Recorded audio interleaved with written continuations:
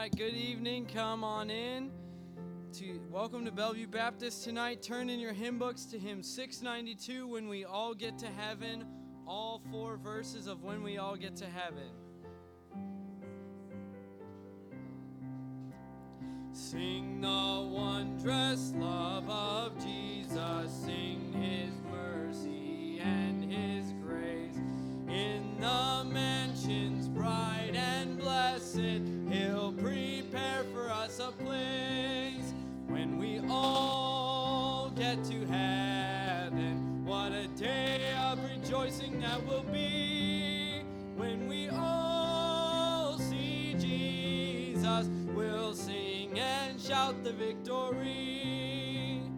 While we walk the pilgrim pathway, clouds will overspread the sky. But when traveling days are over, not a shadow, not a sign. When we all get to heaven, what a day of rejoicing that will be. When we all see Jesus, let us then be true and faithful, trusting, serving every day. Just one glimpse of him in glory will the toils of life repay. When we all get to heaven, what a day of rejoicing that will be. When we all see Jesus, we'll sing and shout the victory. Onward to the prize before us, soon his beauty will behold.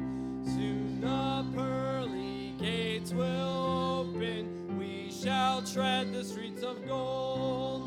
When we all get to heaven, what a day of rejoicing that will be.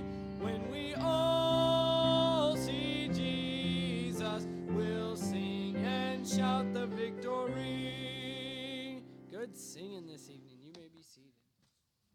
Amen. Well, good evening. Welcome to church. Man, it's a gorgeous day out there, and glad you decided to come here.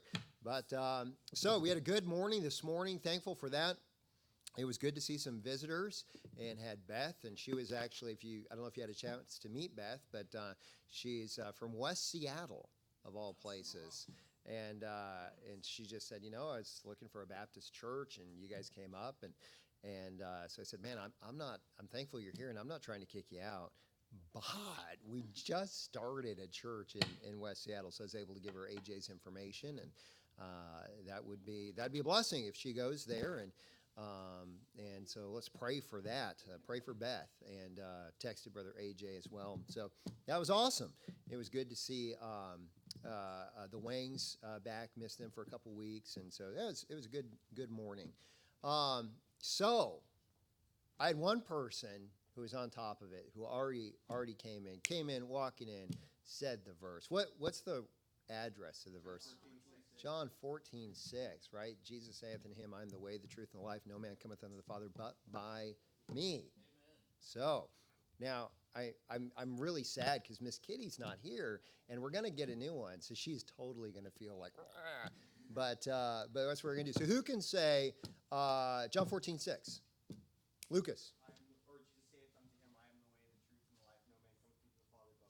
Amen. So I don't know if it's coincidence or not, but just, the day that Rachel's here, he's like, boom, right? I got this. I mean, I'm not, I'm not, I don't know. It's just, Out of 20 weeks, and this is the first. Sorry, I'm giving you a hard time. Good job, Lucas. It's a good job. Okay, so it's Sunday night. It's like church family night, right? I mean, we can have a good time. It's good. Thank you, Brother Jeff. Anybody else want to say their verse? John 14:6. Brother Larry. John 14:6. And Jesus saith unto him, I am the way, the truth, and the life. No man cometh unto the Father but by me. Amen. What a great truth. Anybody else? Yeah? Christelle, kind of? John 14:6, and Jesus saith unto him, I am the way, the truth, and the life. No man cometh unto the Father but by me. Amen. Amen. Oh, Reese, don't scratch your face. You know what that does? It's like out of the periphery vision. So boom. Do you know John 14:6? No? No, I don't know. Hey, do you know your verse from junior church? Oh, this one was super easy. Oh, never hear what is it? We looked at it this morning. If you love me, keep my commandments. All right. Anybody else? One more person. Say John 14:6. Johnny. Jesus saith unto him, I am the way, the truth, and the life. No man cometh unto the Father but by me. Amen. Now, I talked just a little bit about a gentleman we met door knocking yesterday who is like spiritual veganism. I'm not exactly sure what to call it, but he wanted to conflate this idea of morality, however he defined it, with being right with God. In John 14:6 says otherwise, right? That there is no other way, no matter how good we are, no matter whatever it is that we're trying to strive for in this world, it's only through Christ. So I'm thankful for that. Let's grab your Bibles, turn over to John chapter 10. John chapter 10, we're gonna do a couple verses. Are we up for that? We're up for doing more than one verse, right? Oh, yeah.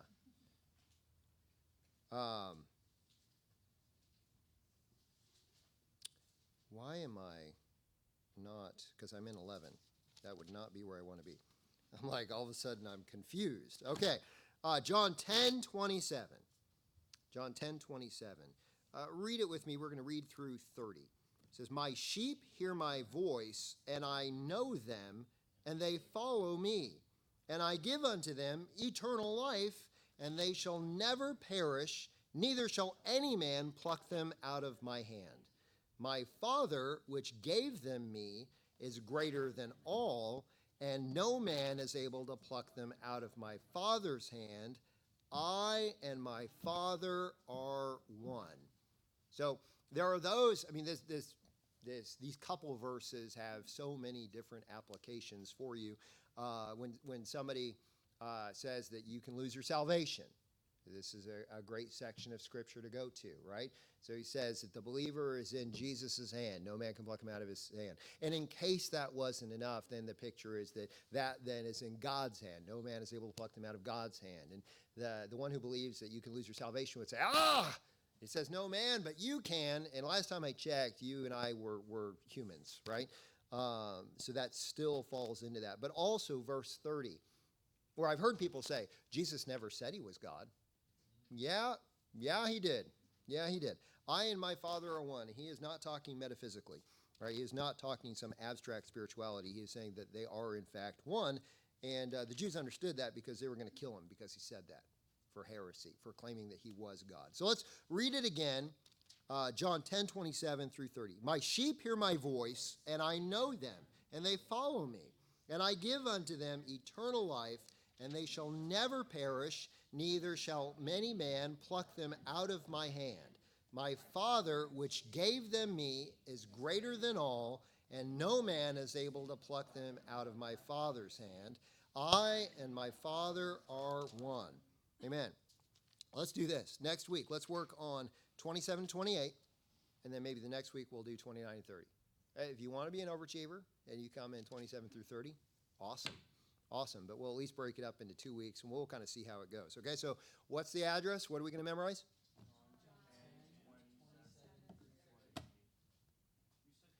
No, you are technically correct, Lucas. Good job. Yes, for this week, 10:27 through 28. He's, okay, so Lucas, you're not one of the kids that, sees the extra credit question and just doesn't answer it, right? So, and if they go really well, you can go all the way to 30. John 10:27 through 30 is what we're working on. Let's go ahead and get ready to take our offering. And Let's pray for the offering. Dear Heavenly Father, Lord, thank you so much for just a church family that puts up with me, Lord, and wants to look into your word and wants to grow. And I'm thankful that we can have a good time together. And just church is not solemn, Lord, that there is life in you. And it's a life that's abundant and joyful. I'm so grateful for that. Lord, I pray that you would bless the offering and bless the rest of the evening. We ask this in Jesus' name. Amen.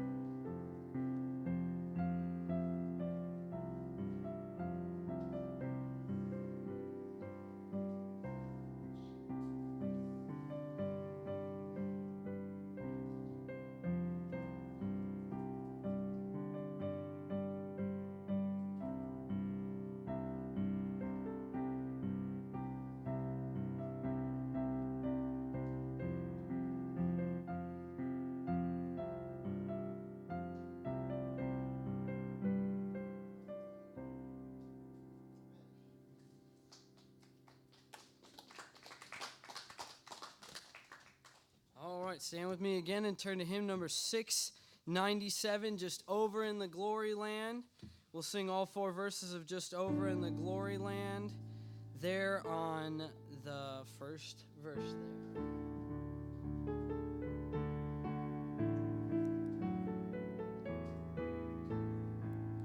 I've a home prepared where the saints abide, just over in the glory land.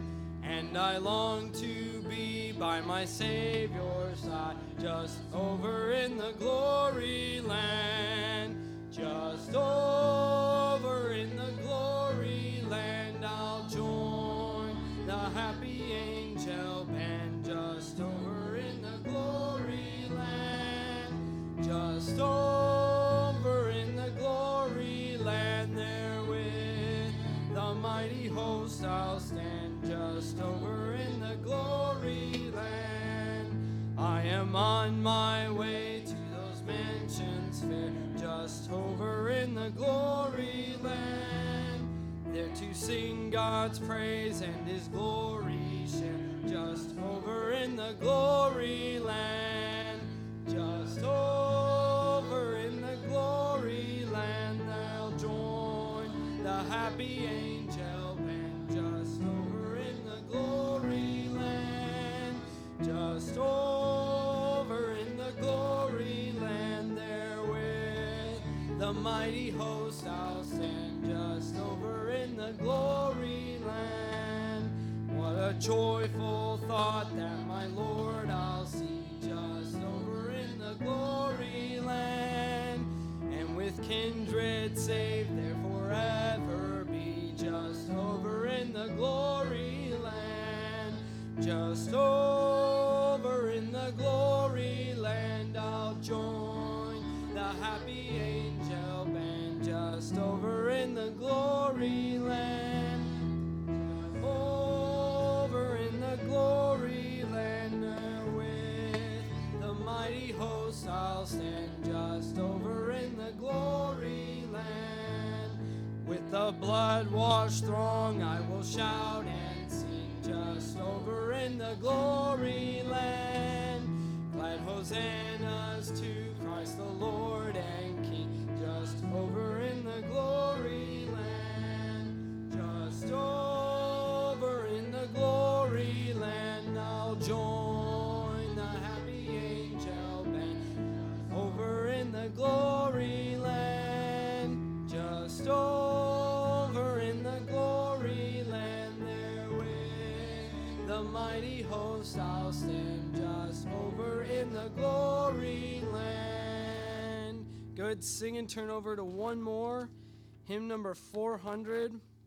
I love this hymn, hymn number 400. I'd rather have Jesus than anything this world affords today. We're going to sing all 3 verses of I'd rather have Jesus, number 400 in your hymnals.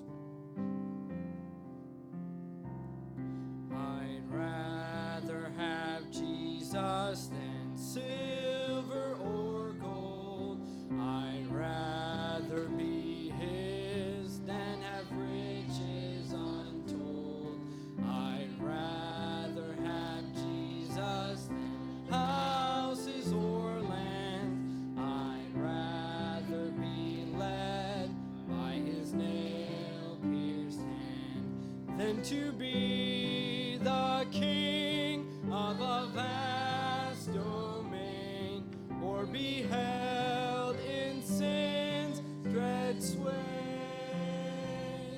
I'd rather have Jesus than anything this world affords. I'd rather have Jesus than men's applause. I'd rather be faithful to his dear cause. I'd rather have Jesus than worldwide fame. I'd rather be true to his holy name than to be the king of a vast domain, or be held in sin's dread sway. I'd rather have Jesus than anything this world affords today. He's fairer than lilies of rarest bloom. He's sweeter than honey from out the comb. He's all that my hungering spirit needs. I'd rather have Jesus and let him lead than to be the king of a vast domain, or be held in sin's dread sway. I'd rather have Jesus than anything this world affords today. Good singing. I love that song. You may be seated. Amen. All right, we're going to go ahead and finally dismiss the teens in the front with me. I think it's been like 2 months. So just with different things, and so excited for that. And then Brother Nick, come and preach out of Judges. All right, good evening. Turn in your Bibles one more time. Well, once again, not one more time. Once again to Judges chapter 7. Judges chapter 7. I'm really honestly stunned that when I got into my notes today, I looked at the number of the sermon this is. This is sermon number 16. 16 total sermons so far in the book of Judges. It's been awesome, and I'm super excited. And kids, I'm just going to tell you right now, prepare yourselves, because next week is the review. If you really want to rack up some points, I'm going to have a lot. And this entire review will be on Gideon.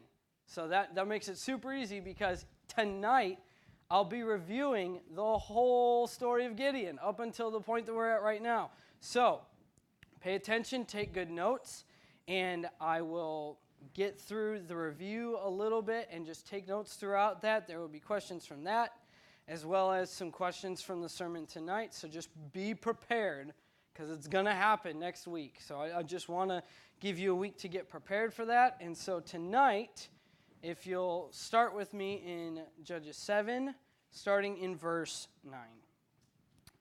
And it came to pass the same night as the night that, if you'll remember, when Gideon had all the people and the Lord dwindled them down once, where he said, anybody who's scared, leave. And then he said, all right, Gideon, whoever kneels down to the ground and laps up like a dog, have them leave. And so after all this, after all the men leave that the Lord had left only 300 people with Gideon. And so it's Gideon and 300 people, and that is it. And so on this night, in verse 9, and it came to pass the same night that the Lord said unto him, arise, get thee down unto the host, for I have delivered it into thine hand. But if thou fear to go down, go thou with Purah thy servant down to the host. And thou shalt hear what they say, and afterwards shall thine hands be strengthened to go down unto the host. Then when he went Then went he down with Phurah his servant, unto the outside of the armed men that were in the host.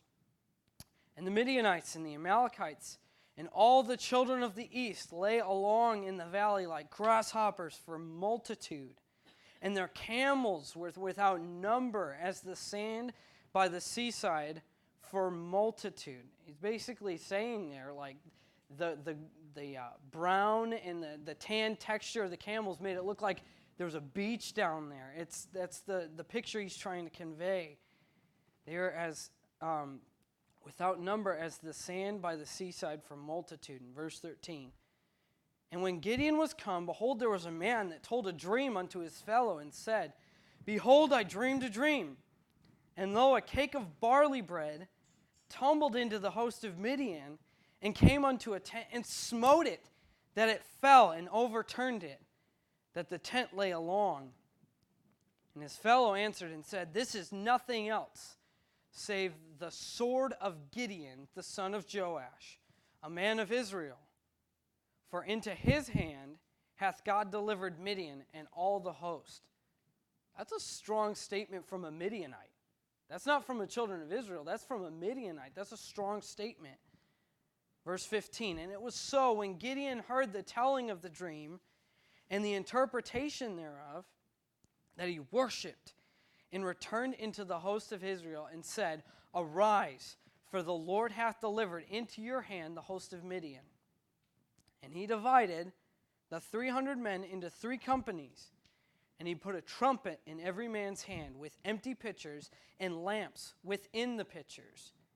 And he said unto them, Look on me, and do likewise. And behold, when I am come to the outside of the camp, it shall be that as I do, so shall ye do.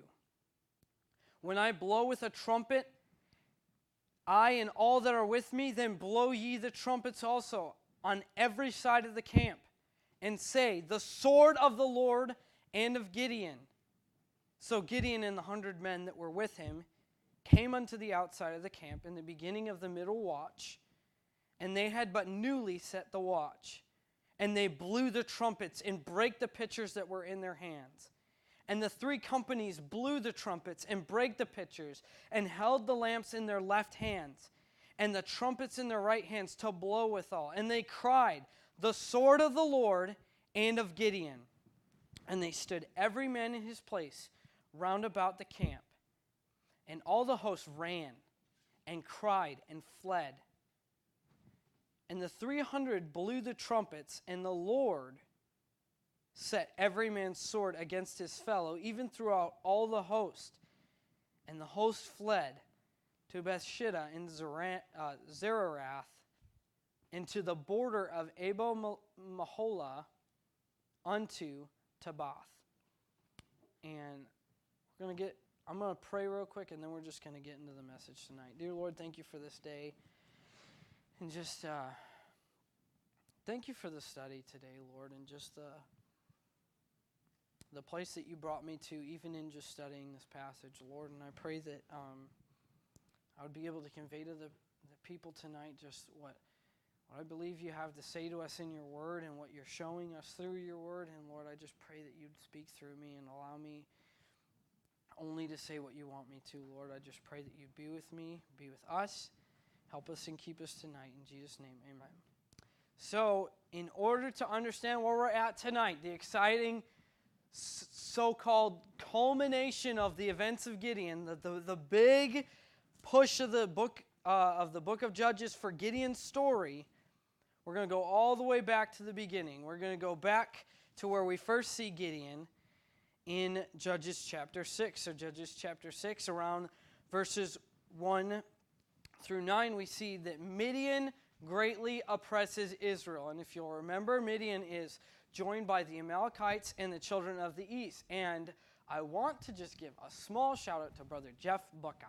He came up to me after my message the one night, and he said, I was reading in Genesis, and the children of the east, it says that when Abraham split up all of his descendants, he set the remainder of his children, the ones that weren't of the promise, to the east. And when I studied it out, that is exactly who the children of the east are. So thank you for that. It helped me study more, and it helped me greater understand who's going against the children of Israel. So if you remember, Midian and the Amalekites were both descendants of Abraham. And so if we include these in there, all these are the descendants of Abraham. And if you read anything into the Old Testament accounts of the descendants of Abraham, as opposed to the promised descendants of Abraham, the ones who were to receive the promise from God, they hated their guts. They always hated their guts, and they constantly were trying to oppress Israel and make them submit unto their rule. And so as Israel is doing evil in the sight of the Lord, they're greatly oppressed by Midian 7 years. And if you'll remember, they'd ride through in these raiding parties, and they would trample all their crops. They would kill all their cattle. So they were left in a time of want. They were left in a time of famine because of the oppression of the Midianites. So as they're going on, the children of Israel cry out to God. And kids, if you'll remember, here's a question that'll be on next week. What did God send the children of Israel when they cried to him in the story right here with Gideon? Does anybody remember? A hint, it's not a judge. Reese. Not an angel. Not an angel, but you're close. If you'll remember at the beginning in chapter 6, God sends a prophet. And God sends the prophet to point at the children of Israel. I told you what to do. I'm the same God that was with you from Egypt. And I said unto you in verse 10, chapter 6, verse 10, I said unto you, I am the Lord your God. Fear not the gods of the Amorites in whose land ye dwell, but ye have not obeyed my voice. So the prophet gets up in front of him and says, you're the one to blame. Don't cry out to God like he's done anything. You are the one to blame. Your sins are why you are here. So then after this, the angel of the Lord appears to Gideon. So Gideon, if you'll remember, he addresses Gideon as a mighty man of valor. But what is Gideon doing, kids? Does anyone remember? Abby. He was hiding. What was he doing while he was hiding? Threshing wheat. Very good. Very good. He was threshing wheat in a winepress. He was hiding it. He was trying to make sure that the Midianites wouldn't see him. He was off to the side threshing wheat, hitting it with a stick, and just trying to get some food. And the Lord looks upon him and said, and he says to him, O mighty man of valor. Now we went over when we preached through it that this could be the angel of the Lord looking forward to what Gideon could do for God, and that's why he addressed him as this. But as the angel begins to speak to him, he says, the Lord is with thee, thou mighty man of valor. And what does Gideon do? Does anyone remember what Gideon does? What is the one thing he says to God? Viv, show me. That's from a later one. That's very good. But in this one, he says, if the Lord is with us, then why is all this happening? Why are these bad things happening to us, the children of Israel? If the Lord's with us, then where is he? He's literally just saying, where is he? So Gideon begins to question God's presence among his people, and the angel tells him, you know what? You're going to save the Israelites as one man. Now that's very key to what we're going to get into tonight. He says to him, you're going to save the Israelites as one man. Now for a man that wants to be great, I mean, all men, let's be honest. We all want to do something good. And anytime we do anything good, we get that little bit of that smirk that my wife always points out whenever I get it. That little smirk like, yeah, I did something good. We all want that. And so for a man like Gideon, for him to say, you're going to slay the entire host of Midian as if you're one man. They're delivered into your hand. It was a specific command to Gideon. You alone are going to be able to overthrow the host of Midian. So even after this, Gideon asked the angel, he says, you know what? I want a sign that you speak with me. This is where he starts to ask for a sign like Viv said. He says, I want a sign that you speak with me. So I'm going to run inside and I'm going to make this stuff. So he makes up the cakes and the meat and he brings it out to the angel. And the angel touches it with a staff. And who remembers what happens? Abby. sucked up in fire. It just explodes into fire. And as it's going up in fire, the angel just disappears. The angel disappears, and Gideon realizes that he was in the presence of God, and he fears for his life. So then God tells him, Gideon, be at peace. Be at peace. And so he comes to him, and he tells him then, what does he tell him to do next? Does anyone remember what he told him to do that related to his father's house? This is adults or kids, either one. Abby. Break the idols and tear down the groves. He tells him, God says, I want you to go and I want you to tear down the groves and I want you to break down the idols. And so he tears them down and he builds an altar to the Lord there. And then after that, they call him, does anyone remember? It's a harder one to remember.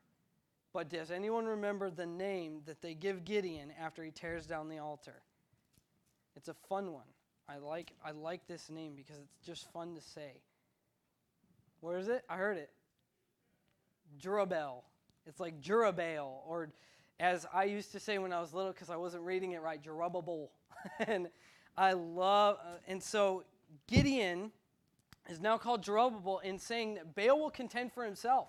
If Baal, because the men of the city come and they want to kill Gideon, and they say, you know what, we want his life, and Gideon's dad says, you know what, from this day forward he's going to be called Jerubbaal because Baal will contend for himself. If Baal is such a good God as you say he is, he'll contend for himself and he'll fight against Gideon. And of course, as we look through the story, that doesn't happen. It doesn't happen. But then Gideon throws down the altars. He's then disowned by his family through the naming of Jerubbaal. And Gideon then goes before God, and he's beginning his journey in what God has for him in his life.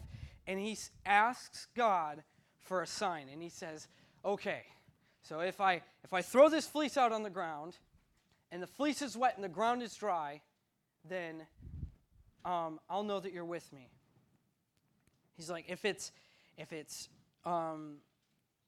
the dew is on the fleece only and it's dry on the earth, then I shall know that you will save Israel by mine hand as thou hast said. So if you do this, I know that you're going to do as you have said. When God has already proven himself multiple times before in Israel's history, and from Gideon's admission in chapter 6, he knew that God had done stuff before in the children of Israel's life. So he knows the things that God can do, but he still asks for a sign. So as he asks for this sign, he says, can you do it? And God, for whatever reason, grants his wish. He comes out the next morning and he wrings out a whole bowl full of water from the fleece, but the whole ground around it is dry. So thinking that this may be a coincidence or just to get further assurance, Gideon says, okay, so now I want just one more sign. I want you to make it so that all of the ground is wet and only the fleece is dry. This is much more impossible, and I just want another sign that you'll do it. And so God does it again.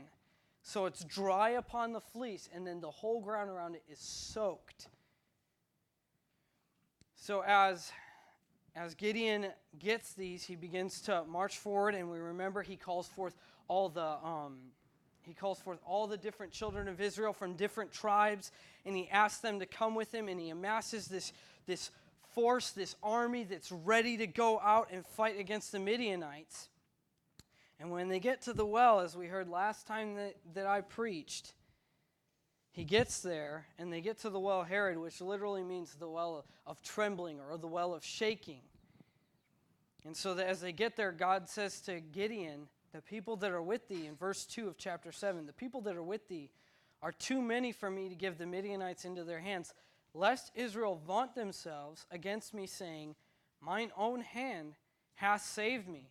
So God conducts two pruning of Gideon's forces. So he prunes his forces twice. The first one, he says, simply, anyone who's afraid, leave. That's it. Anyone who's afraid, you can go home. And we see a multitude of men leave their and there returned from the people 20 and 2,000, and there remained 10,000. So there was only 10,000 left.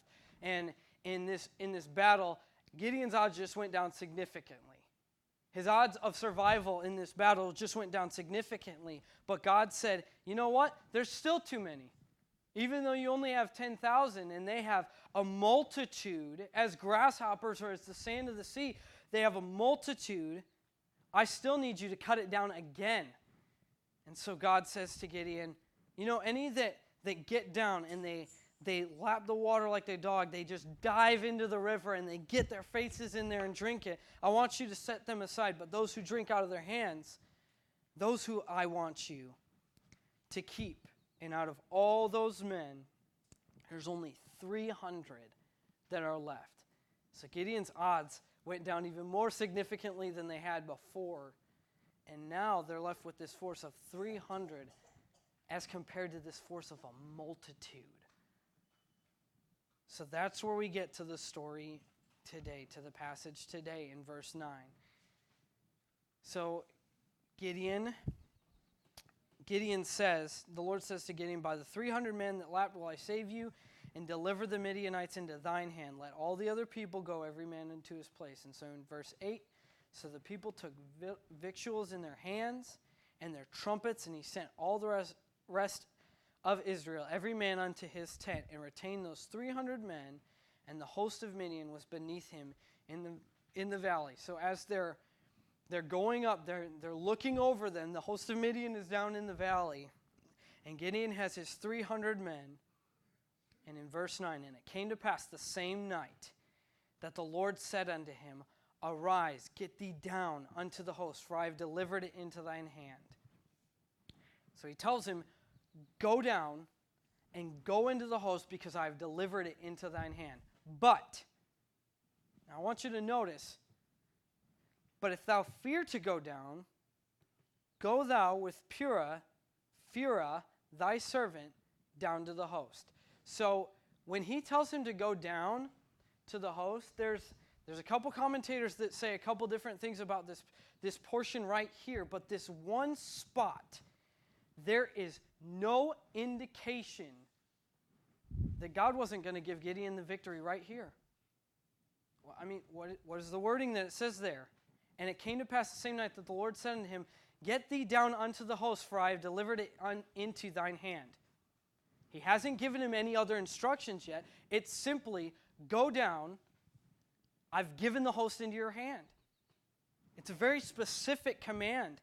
Go down, for I've given it into your hand. But if thou fear to go down, yet another instance where we see a little bit of the fear that Gideon had in his heart.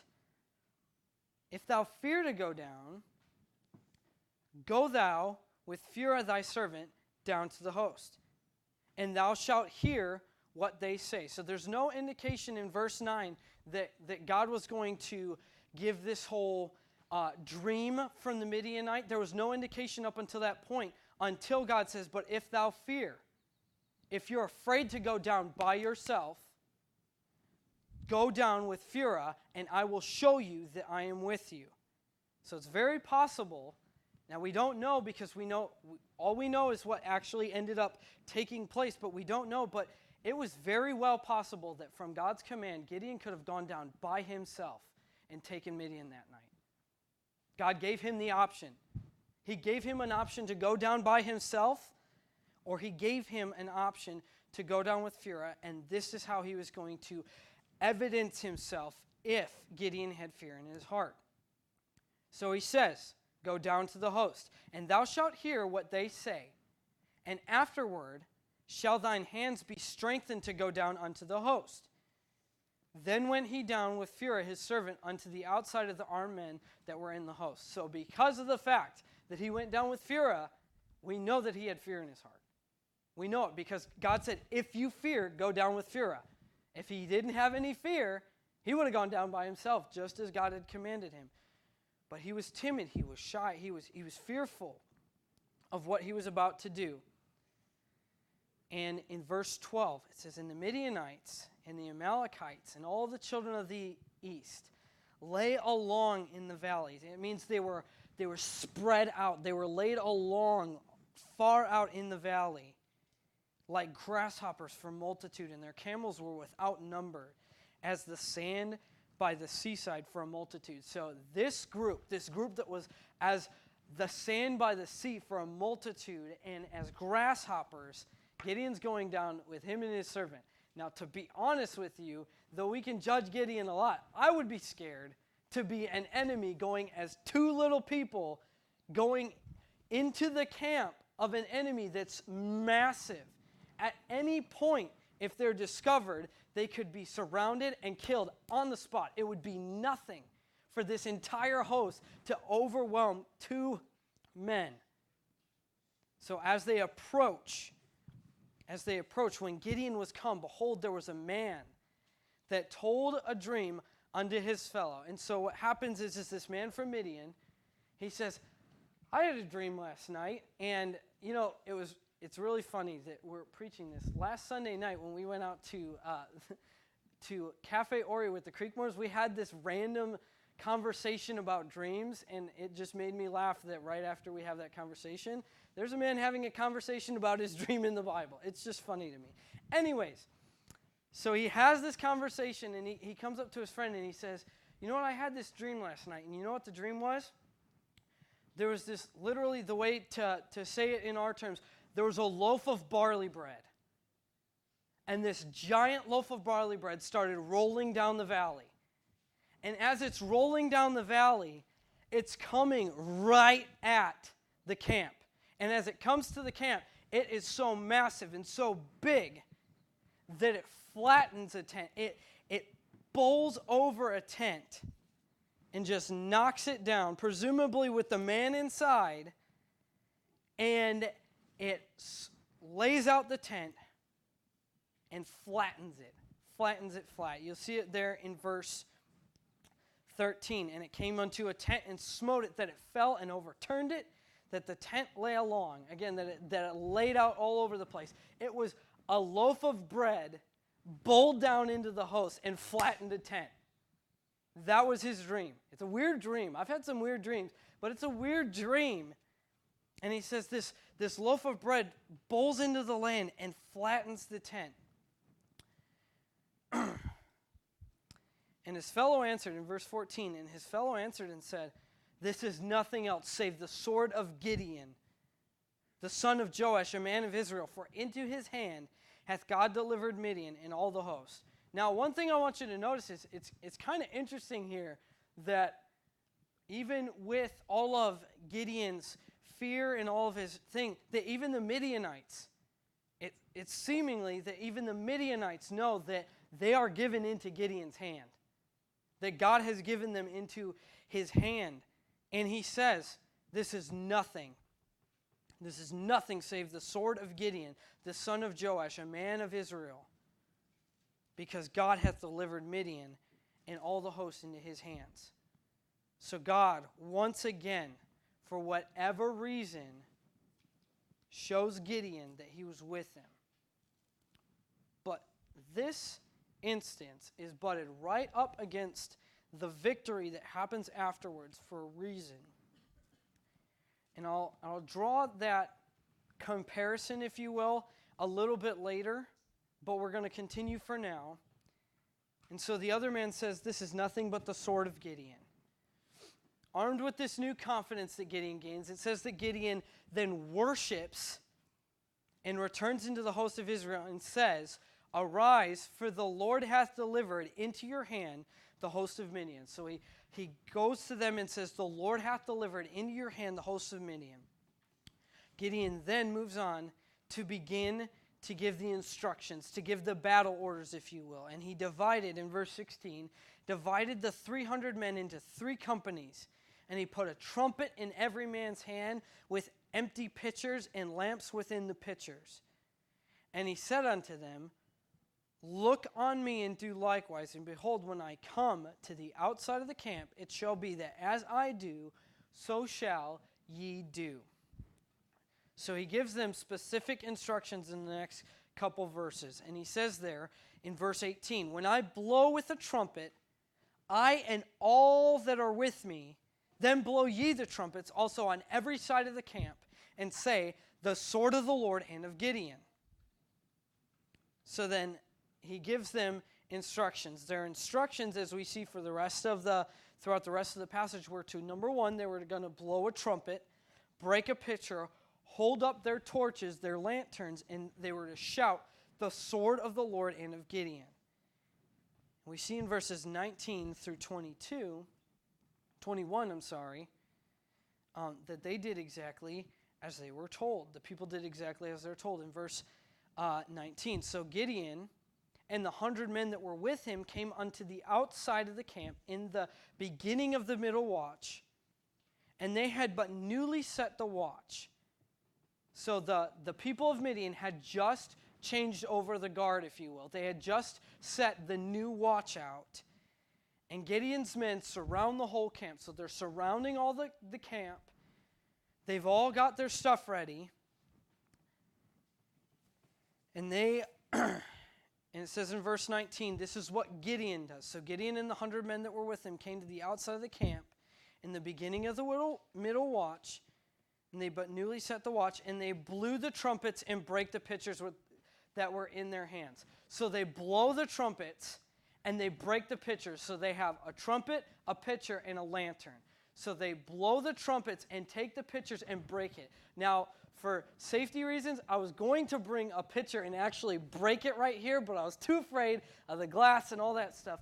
But this shattering noise, if you can imagine in your mind this shattering noise that happens, and then immediately following a shattering noise, you hear this eruption of trumpets everywhere, all the way around. These 300 men were stationed all the way around the company, so that the shattering noise, and then immediately on the heels of it, this great noise of trumpets erupts in the middle of the night.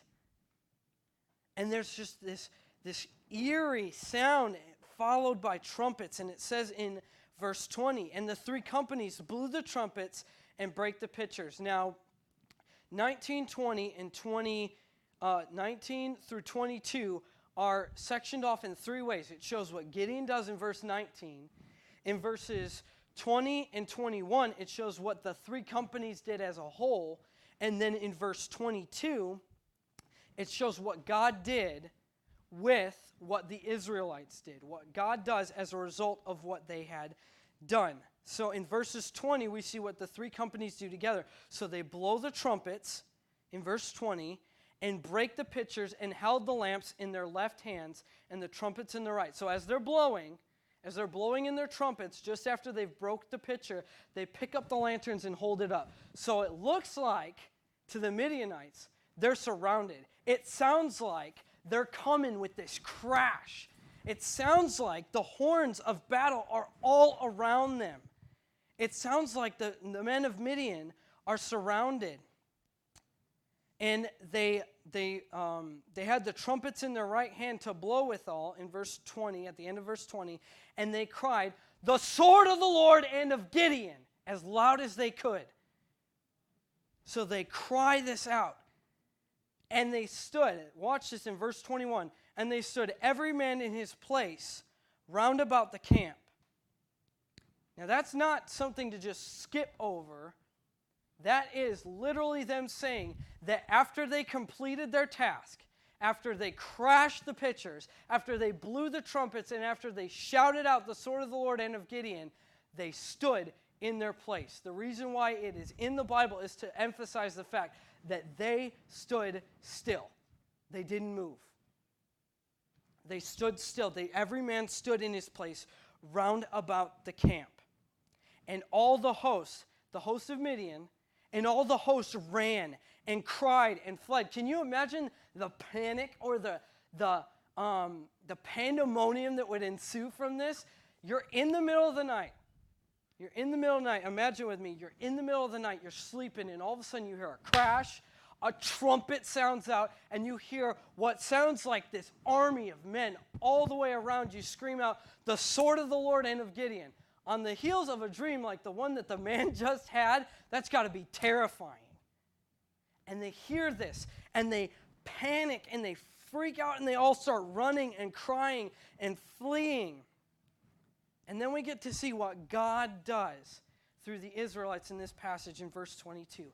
"And the 300 blew the trumpets, and the Lord set every man's sword against his fellow, even throughout all the host. So that literally means that as they start to panic, literally what they did was they grabbed their swords, and every person they ran into, they were in such a panic that they just turned and started swinging at everyone, and every single man throughout this massive army just turns on his fellow man in the confusion, and they're slaying each other in the camp. And it says there at the end of verse 22, even throughout all the hosts, and the host fled to Bethsheba and Zererath, and to the border of Abel Mahola unto Tabbath. And that'll take some more significance later on. But basically, this massive army that was so oppressive for all these years against the children of Israel is brought to ruins by 300 men and the power of an almighty God.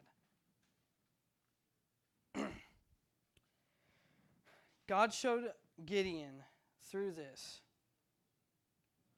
He wanted to show Gideon that he needed to rely on God for what was going on in his life. He needed to rely on God to get the glory, or to get the victory in this situation.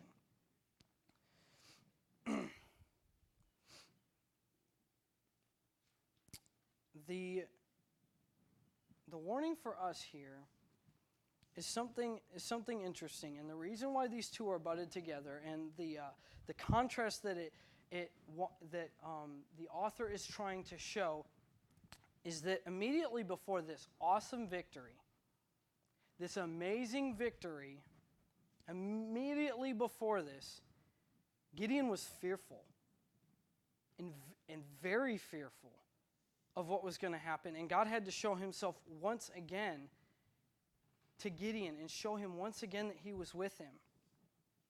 The point of putting Gideon's fear right before the big victory was to show the reader how fearful Gideon actually was, and how that it was only through God's divine intervention that Gideon got the victory that he got. It was nothing that Gideon had done. Yeah, they blew some trumpets and broke some pitchers, but the confusion that happened and everything and the victory that they gained was very clearly by the Lord. It says in verse 22 that the Lord set every man's sword against his fellow. It's very clear that God is the one who did this, who brought this confusion among the Midianites and the Amalekites and the children of the east. In another portion of Scripture, God does the same exact thing in 2 Chronicles 20 when the name escapes me. The children of Israel are being surrounded from every side, and I believe it's Jehoshaphat. I'm going to turn to confirm it. I believe it's Jehoshaphat turns and prays. Yeah, it's Jehoshaphat. Turns and prays to the Lord and says, Lord, we can't do this on our own. We need your help. I am totally incapable. We as a nation are totally incapable of defending ourselves. We need you. And as they march forward in the assurance that God has given them that they will gain the victory, what God does is he brings confusion among the armies and among thieves in the area, and they slay each other so that when the children of Israel get to the site of the battle, they're all dead. They're all gone. And it's such a great victory for the children of Israel that God has wrought for them, that they're able to carry back the spoils of the war in their arms. It's like they each have armfuls carrying it back to the castle, back to the kingdom. So it's not like God only did this for Gideon. God does this many times, has done many victories like this throughout the Bible, but in Gideon's case, God says he brings the point of fear before the big victory to show us how fearful Gideon was and how that only through God's power could he win. Because Jehoshaphat in 2 Chronicles 20, he came to the realization, we cannot do anything. And as a nation, they fasted and prayed to God to give them the victory. And God does it without any one person of Israel even lifting their hands for war. They march forward singing and praising God for the victory he gives them. They don't even go forth as if they're going to war. They just go forth knowing that God's going to somehow give them the victory. But that's not exactly the way that we see Gideon march forward here. And as God begins to try and once again get Gideon's attention and tell him, I am with you, just as I've always been with you throughout this whole ordeal. I've shown you over and over again, sign upon sign, that I'm with you. I'll be with you once again. And as he begins to get this assurance from God that God will be with him, he begins to get a little bit more confidence in himself than his confidence in what God will do through him. And here's why. I'll show you in just a second. As he begins to tell his men what to do for the battle, he adds one thing that we have not seen yet in the whole book of Judges. One specific thing. And to draw the parallel, I'm going to go to two other battle cries in the book of Judges. So the battle cry of Gideon that he tells all the men to say is the sword of the Lord and of Gideon. The previous judges, when they gave out a battle cry, only gave out the name Jehovah. Only gave out the name of Jehovah. In Ehud's case, in Judges 3:28, it says, and he said unto them, follow after me, for the Lord hath delivered your enemies, the Moabites, into your hand. He says nothing about himself or his power. He says nothing about anything that he has done for it. He says, and he said unto them, follow after me, for the Lord hath delivered your enemies, the Moabites, into your hand. Similarly, Deborah in Judges chapter 4, verse 14. And Deborah said unto Barak, up. She's exhorting him. She's saying, up, for this day is the day. For this is the day in which the Lord hath delivered Sisera into thine hand. It's nothing that he's done. It was nothing that Ehud did. It was nothing that Deborah or Barak did. It was all what the Lord had done.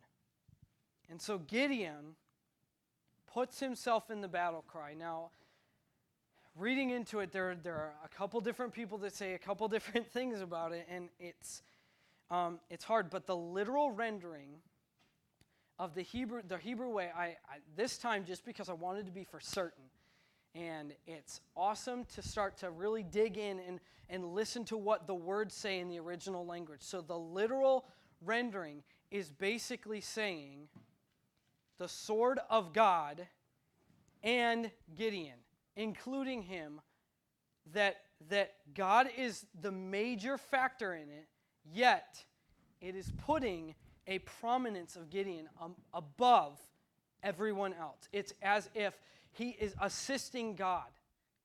When, if we go back to the passage in verse 21, and they stood every man in his place round about the camp. It doesn't say anything that Gideon did above blowing the trumpets and breaking the pitchers and raising the torch and screaming out. It says nothing of Gideon doing anything special in this instance. It simply says that the Lord is the one who turned the swords against everyone else. Yet, God didn't give Gideon the command to say the sword of the Lord and of Gideon. That was Gideon's word. That was what Gideon told his men to say. Gideon began to take pride in what he was going to accomplish for God. Him adding his name was not just a small thing. It's not just something small to say, oh, but he added his name. I mean, you could even look back to the Midianite, as some commentators said. You could look back to the Midianite, and he was just using that because that's what the Midianites recognized, that it was the sword of Gideon. But what you get when you read this, and what you get when you start to study it out, and the wording and everything that it gets there, is that you could kind of think that when that Midianite said that to his man, this is nothing save the sword of Gideon. I mean, whenever we hear something, regardless of what happens later on in the conversation, isn't our attention drawn to our name right off the bat? It's believed that the wording, the sword of the Lord and of Gideon, came from the Moabite man. The fact that he said, this is nothing save the sword of Gideon. that Gideon derived his battle cry from what that man had said, and then to construct it in a way that would be pleasing, he added the sword of the Lord and of Gideon. Yet still, in the victory that God was about to accomplish for the children of Israel, Gideon adds his name in almost as a stamp. I did this too. This was God and this was me. The warning for us is that when God chooses to use us to accomplish His will, we are to direct all the glory back to Him. And I know we've gone over a little bit over pride, but in all reality, as we look into the rest of Gideon's life, we'll see that this was nothing but pride. Because I'm not going to get too far ahead of myself, but if you fast forward just a chapter later, they asked Gideon to be the leader, and he's called to be a judge, and one of the things they were to do was to lead them spiritually. Gideon turns it down and says, you know what, instead, out of all the men that you gathered, out of all the men that you killed over our conquests over Midian, all I ask of you is that you all take the golden earrings that you got off of your enemies and you give it to me. And what Gideon does from there is he creates this ephod that is made out of, it's like 100,000 shekels of gold. I believe, I'm not going to, don't quote me on that one. He gets this massive amount, and it's the idea is a heavy amount of gold. And he melts it down, and he creates this ephod that causes all the lands around him to be jealous of him, to lust after it. Gideon, after this time in his life, after this great victory that God clearly wins for him, takes pride in the victory that God did. And as we'll see later in the book of Judges, he pays for it. So does his family. And so does the nation of Israel. But Gideon begins to take pride in what God did in his life. One of the commentators summed up the whole passage of Gideon as this: faithful trust in God, this is for the Christian, faithful trust in God without pridefully taking credit for divine action leads to blessings. Or when God chooses to use us to accomplish His will, we are to direct the glory back to Him, because if we give glory to God, God's going to bless us. And our whole purpose, whether it's witnessing, whether it's playing instruments, whether it's standing up here singing, whether it's preaching or teaching from the pulpit, our whole purpose in this life is to bring glory to God. And when we do that, God will bless us. You see, at times we like to overestimate ourselves. We as humans, we as people, like building it up to people that we are more than we really are, don't we? I mean, every single day. I mean, there are times where I catch myself, and as I've been going through this, you catch yourself all the time. When you begin to get a consciousness about this attitude in your life, you catch yourself all the time. You know what? I exaggerated that just a little bit. Why did I do that? It's because of our pride. It's because we want to make ourselves look better than we actually are. We often get this great delusion of our abilities as if we are something amazing, as if we're something great and we have something amazing to contribute to the world. We often get this delusion in our minds that we are much greater than we actually are. We like to be the ones who get noticed when something gets done. I mean, if we're just being honest with our own flesh, we don't like to share credit. Nobody likes to share credit for things that they've done. We like to take pride in those things. What Gideon, and often we neglect to realize, is just how insignificant we really are compared to a holy and a righteous God. I'm not trying to upset anyone or cause someone to feel like what I am saying is that you should feel like you are nothing. That's not what I'm trying to say at all. However, in order to get a correct view of the God of all the universe, we are to change our minds to pull the focus off of us and realize that God is everything, and in comparison to an all-powerful, all-everything God, we are nothing. We are little. We are insignificant. And if God is everything that we are, then any victory that we gain for God has had nothing to do with our personal power at all. We can do nothing outside of the power of God in our lives. If you could somehow produce a massive list, from a secular standpoint, if you could somehow produce a list of those who made the biggest impact on the world throughout all of history, you would realize that even the most successful, victorious, or smartest person, I didn't even bother going into a list of finding a list. You could take whoever you could think the most successful, the most victorious, the most illustrious, the smartest person you could ever think, and in reality, they aren't even a speck of dust compared to the almighty, all-powerful, all-knowing God.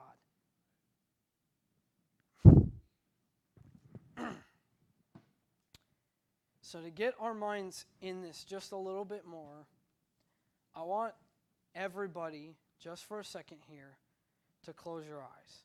It's going to sound funny at first, but I want everyone to close your eyes for just a second. And the picture that I want to paint for you is a throne room. A big throne room. However that takes shape in your mind, I want you to picture a throne room. Now I want you to turn everything into a blinding white in your mind. A blinding white. To where you can barely see anything. Now I want you to take the walls and I want you to push them as far away from you as you can to where you can't even see the walls anymore. And I want you to take the ceiling and I want you to raise it as high as your mind can imagine to where you cannot tell how big the room is, but you are undeniably in a throne room. And now I want you to take the throne itself that you would be looking at, and I want you to multiply that to the extent that the earth is a speck compared to it. I want you to make it huge.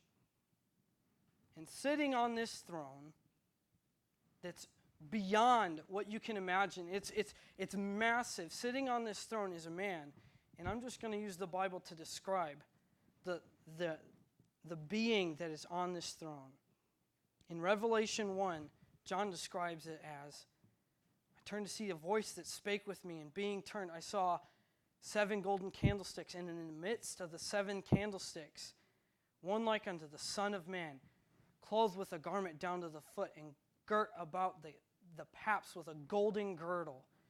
So he's got very royal robes. His head and his hairs were like wool, as white as snow, and his eyes were as a flame of fire, and his feet unto like fine brass, as if they burned in a furnace, and his voice as the sound of many waters. And when I saw him, I fell at his feet as dead. And he laid his right hand upon me, saying to me, Fear not, I am the first and the last. This is the God that you're standing before. This is the God that you are in front of in this giant throne room. And the only response that we will be able to have, that any human in their right mind would be able to have in front of a being this terrifying, would be to hit your face in worship for who's right in front of you. In Daniel it says, I lifted up mine eyes and looked, and behold, a certain man clothed in linen, whose loins were girded with fine gold. His body was also like the beryl, it's a fine stone. His face is fire, and his arms and feet like in color to polished brass. The voice of his word was like the voice of a multitude. And Daniel says, when I heard this, yet I heard the voice of his words, and when I heard the voice of his words, then I was in a deep sleep on my face. It was like he was dead on his face toward the ground. So before an all-powerful and an all-righteous and holy God, that you're standing before this mighty and awesome being. You can open your eyes now. before a being like that, before a being that terrifying and that amazing, can any man honestly take any pride in anything you've ever done? And that's just talking about how amazing the appearance of God is. That's not even going into what he's gone into in previous chapters about how he was there for them in Egypt. He was there for them in the days of Joshua, and he was there for them for every single judge up until this point. And in the presence of a God who has done everything for us in our life, is there honestly any single person in history that can hold their head up to a God that awesome? And the honest answer is no. So that a God that amazing, and then a God that powerful would choose to use us, who are nothing in comparison, who all we've ever done in our lives is wrong. The only good that we've ever done has been through God's power. That a God like that would choose to use us is an incredible and amazing honor. And when God does choose to use us to accomplish his will, we are to direct every ounce of the glory from the victories that we get in his power right back to him, because on our own we could do nothing. I'm continually in my own life reminded of the fact that if I try and live life of my own power, I'm going to fail. I'm going to be honest. And I'm going to be dead honest about how I view myself outside of the power of God in my life. I'm a failure. That is simply what it is. If it wasn't for the work that God has done in my life, I don't know where I'd be today. I don't know. I could be anywhere, doing anything. But because in reality we have done nothing good in our own lives, in our own strength, but every good thing that we have done is by God choosing to use us, we have a choice. Our simple choice is this. When we choose to take pride in what God has done through our lives, we rob God of the glory. And in that, if we're not giving God the glory, the proper glory for what he has done through us, he's not going to continue to bless us. He's not. And as we'll see what he does with the children of Israel, once again, he's going to take his blessings off of them. Or when God chooses to use us, when he gives us the honor of completing his will for him, we get the privilege to direct all the glory and all the honor back to him. And that when we honor God with our lives and we reflect all the glory back to him, then God will bless us beyond what we could ever imagine. I cannot imagine if the story of Gideon had just been that Gideon trusted what God had for him in his life, trusted what God was going to do. What if God decided to make it so that Gideon would completely wipe out the Midianites as one man? Would it have been that in that instance, Gideon would take pride in that as well? Or would it have been that Gideon would have realized that was 110% God and that only God could have done that? Would it have been a different story? Well, is it the same in our lives? If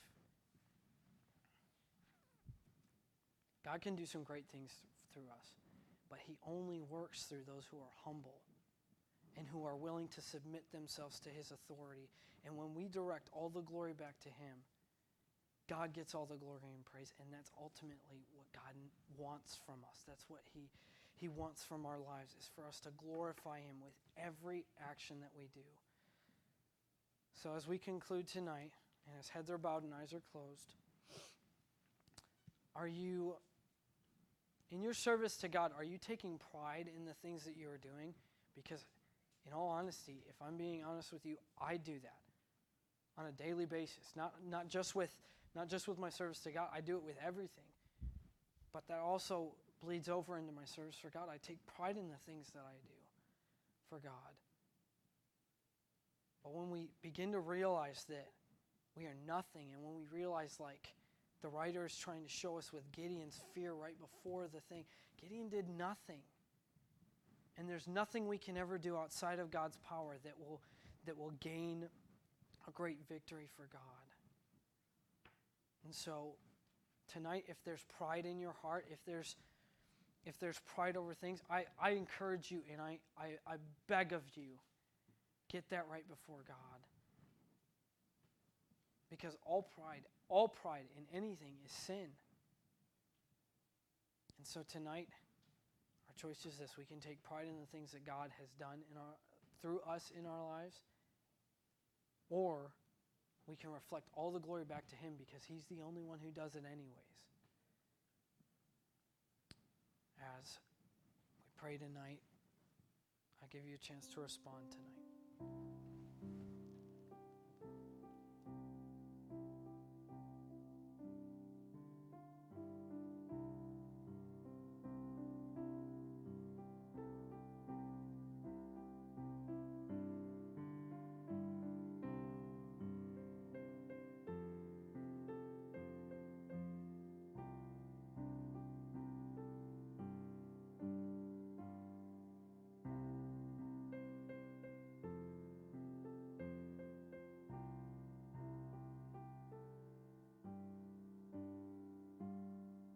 Think about standing in His presence, it says that one day every knee shall bow and every tongue will confess that He is Lord, and that's because of the fact that God is everything. And so for us to claim any glory for anything that God has done in our lives is absurd. So as